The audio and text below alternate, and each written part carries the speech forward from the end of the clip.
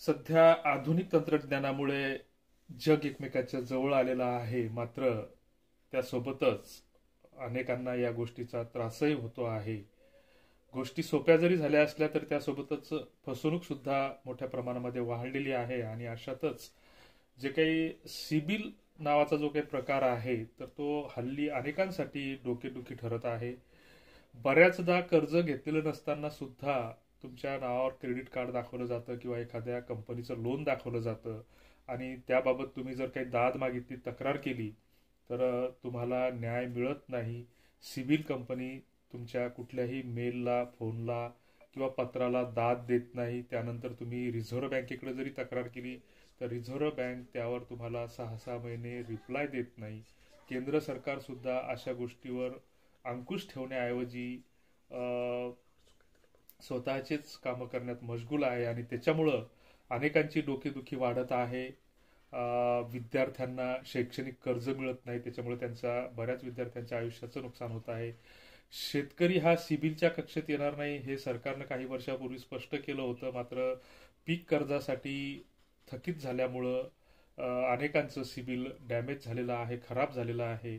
आणि अशा स्थितीत अनेक शेतकऱ्यांना पीक कर्ज मिळत नाही. म्हणजे विद्यार्थी या देशाचं भविष्य आहेत. शेतकरी हा पोशिंदा आहे, अन्नदाता आहे आणि त्याला त्याच्या मूलभूत गोष्टीपासून, अधिकारापासून वंचित ठेवलं जातं आणि त्याला मागणी करूनही न्याय मिळत नाही.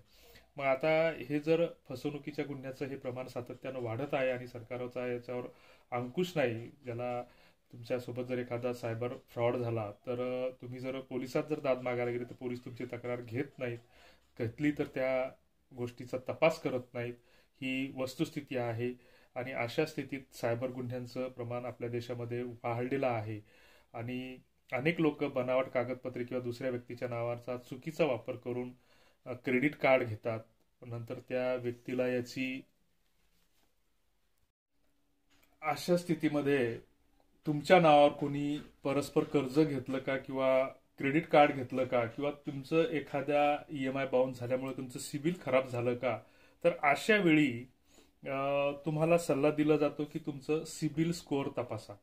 तर सिबिल स्कोअर तपासासाठी जर तुम्ही सिबिलच्या साईटला जर लॉग इन केलं तर ती पहिल्यांदा तुमचं सिबिल स्कोअर देण्यासाठी किंवा तुमचं डाउनलोड करण्यासाठी ₹550 एका वेळचे घेते. वर्षभराचं जर तुम्ही सबस्क्रिप्शन घेतलं तर तुम्हाला ₹1200 चार्ज लावला जातो. याच्यानंतर काही फुकट सिबिल स्कोअर देणाऱ्या साईट्स आहेत. मात्र एखाद्या याच्यात जर तुम्हाला कुठेतरी डॅमेज तुमचं सिबिल जर दिसलं, सूट फाईल वगैरे काही एखादा शब्द किंवा सेटलमेंट वगैरे कुठे जर तुम्हाला आढळून आलं तर अशा स्थितीमध्ये क्रेडिट मंत्री सारख्या किंवा पैसा बाजार सारख्या ह्या साईट्स तुम्हाला पेड सर्व्हिस देतात. तुमचा सिबिल डाटा आम्ही सुधरवून देतो, त्याच्यासाठी त्या बदल्यात तुम्ही आम्हाला 2000 द्या, ₹1000 द्या, अशी पैशाची मागणी करतात. तुम्हाला फोन करून वारंवार तुम्हाला त्रास देतात. किंवा तुम्ही जर सिबिल कंपनीसोबत किंवा केंद्र सरकारच्या रिझर्व्ह बँकेसोबत किंवा केंद्र सरकारच्या मंत्रालयाकडे, फायनान्स मिनिस्ट्रीकडे जर पत्रव्यवहार केला, मेलवर तक्रार नोंदवली तर त्याला तुम्हाला 6-6 महिने, 1-1 वर्ष वारंवार तक्रारी खेटे घेऊनही दाद मिळत नाही, प्रतिसाद मिळत नाही. ही वस्तुस्थिती आहे आणि त्याच्यामुळे अनेकांचं जगणं हे मुश्किल झालेलं आहे. तुम्हाला सरकारकडून सांगितलं जातं की बाबा तुम्हाला जर तुमच्या सिबिल स्कोअरमध्ये जर काही फॉल्ट आढळला तर तुम्ही सिबिल कंपनीसोबत संपर्क करा. मात्र सिबिल कंपनी तुम्हाला कुठलाही प्रतिसाद देत नाही आणि यावर सरकारचं कुठलंच नियंत्रण नाही. सरकारनं नुकतंच जाहीर केलं की बाबा सिबिल कंपनीला जर त्या कोणाचा सिबिल डाटा जर अपडेट करायचा असेल तर त्या खातेदाराला किंवा त्या व्यक्तीला, त्या गृहस्थाला कळवणं आवश्यक आहे. वर्षातून एकदा तरी त्याला त्याचा सिबिल स्कोअर किंवा सिबिल रिपोर्ट त्याला फुकटमध्ये दिला पाहिजे. हे सरकारचे निर्देश आहेत, सरकारनं आता जाहीर केलं, मात्र त्याची अंमलबजावणी सिबिल कंपन्याकडून होत नाही आणि लोक या गोष्टीमुळे त्रस्त आहेत. प्रत्येक जण कर्जाच्या खाईमध्ये डुबतो आहे, बुडतो आहे.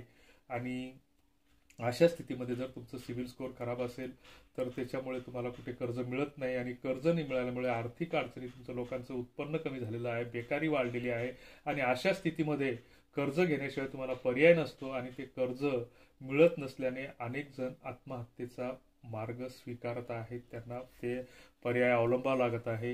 ही वस्तुस्थिती आहे, ही आपण स्वीकारली पाहिजे. तुर्तास धन्यवाद.